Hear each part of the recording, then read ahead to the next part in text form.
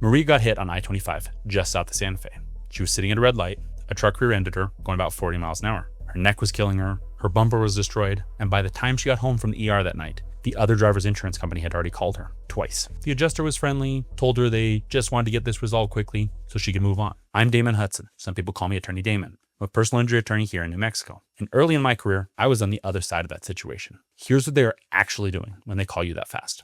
So before I started Hudson Injury Law, I did defense work, medical malpractice defense. I was representing healthcare providers and insurance companies, and I could not stand it for the year I did it. But even in that short time, I sat across the table from injured people and their attorneys, and the job was to minimize what they got paid out. That is the goal on that side, every single time. I brought that knowledge with me when I switched to fighting for injured people here in New Mexico. And what I'm going to share today is what I wish every accident victim knew, because the insurance company is counting on you not knowing it. The moment your accident gets reported, the insurance company opens up what's called a claims file. That file is not about helping you. It's about evaluating how little they can pay and still get you to accept it. Their business, their job, is to pay out less than they take in. Every dollar they pay you comes off the bottom line. So from the second your claim hits their system, someone is assigned to figure out how to close your personal injury case here in New Mexico for the least amount of money possible. Here's what most people don't realize. That friendly adjuster who calls you within 24 hours is not checking on you. They're gathering information. Everything you say in that first call can and will be used to pay you less. If you say, I'm feeling okay, because you're being polite or because you're still running on adrenaline,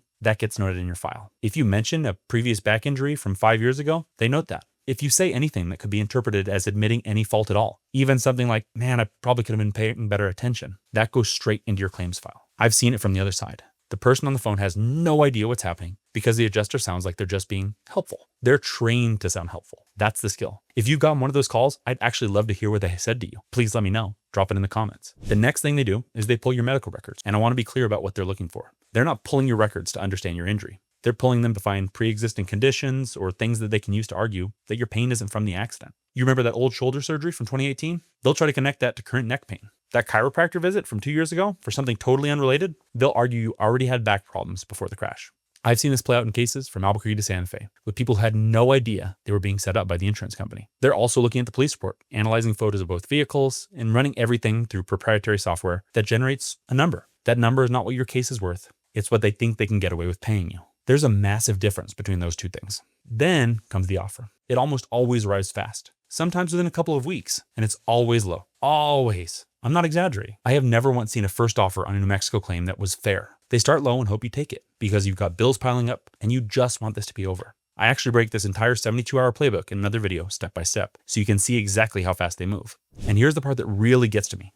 Once you sign that release, you cannot come back later when you realize your injuries are worse than you thought. Maybe you needed surgery, something got worse, who knows? You cannot renegotiate. You can't file a lawsuit. You can't say, wait, I didn't know I needed surgery. In most cases, once you sign that settlement release, your claim is over and it is very hard to reopen. I know exactly how these releases are worded to make sure you can never get back in. That's it. Now, let me tell you what this looks like in real dollar terms, because this is where it really hits home. I've had cases right here in New Mexico where the insurance company's first offer was $12,000 to $15,000, somewhere like that. Person thought that sounded decent because their medical bills at the point were about $8,000, but they were still in treatment. They still needed more care. They hadn't gotten their MRI yet. And when the MRI came back showing disc herniations that required epidural injections and further treatment, maybe even potential surgery, the actual value of that claim was closer to $150,000, $250,000. I've seen that kind of gap more than once. The first offer versus the real value of their injuries. And by the time they understood what their case was worth, the release was already signed. Here's what makes that especially frustrating in New Mexico. We're a pure comparative fault state, which means you can even recover if you were partly at fault. But the insurance company will use your partial fault to reduce their first offer even further.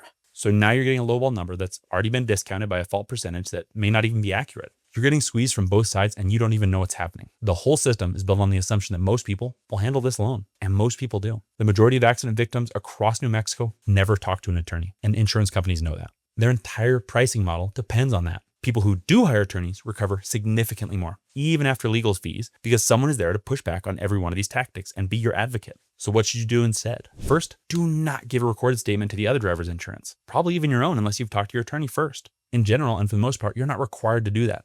Now, they're going to say maybe that it's standard procedure or that they need it to process your claim, but that's not true. You don't have to give it. Now, your own insurance company is a little different in this situation because your policy may require cooperation, especially if you're making a UM/UIM claim. But the other driver's insurance, anything you say to them will be used to reduce what they pay you. Second, don't accept any offer before you know the full extent of your injuries. If you're still in treatment, if you haven't gotten your diagnostic imaging back, If your doctor hasn't even told you what full recovery looked like, it's too early to settle, period. You need to know what the treatment is like. You need to know what treatment and recovery looks like. Third, document everything right now. Take photos of your injuries every few days. Keep every medical receipt and pharmacy printout. Write down how you're feeling each day, how the injury is affecting you, how it affects your sleep, your work, your ability to take care of your family, all of that stuff. That daily journal becomes evidence, and your memory of the first few weeks fades faster than you'd expect. Fourth, be careful what you post on social media. The insurance company will look at your Facebook, your Instagram, your TikTok. If you post a photo of yourself smiling at a family dinner while you're claiming neck pain, that photo will end up in your file. Now, I'm not telling you to stop living your life. I'm telling you to be aware that they are watching and what you're posting is being seen by somebody else. Finally, and most importantly,